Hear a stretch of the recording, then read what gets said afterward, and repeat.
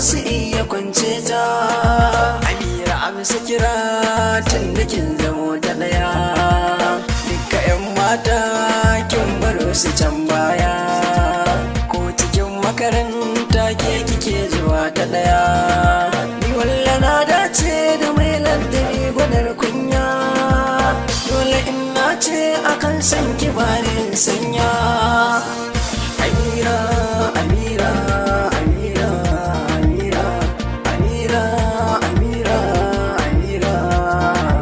Idanuwa na ba su hangen kin wata sai naki, akara aina ya zamanto ɗaya ne da naki.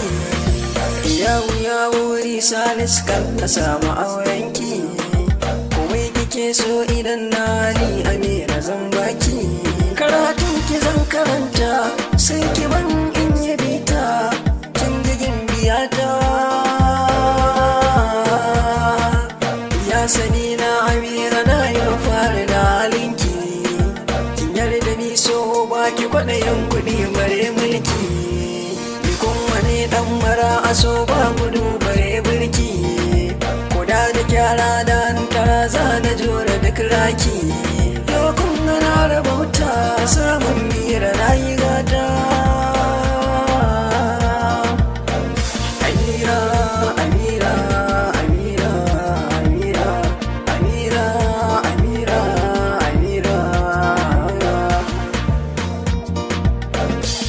Ya masoyiyata, hasken idaniyata, salis kan na ɗau lamba ɗaya a san kina yarata. Dukkanin samarin ki ne kaɗai kika kira mazanta, akaɗin ya sani na baki fansa ta rayuwata. Kan na iso da jita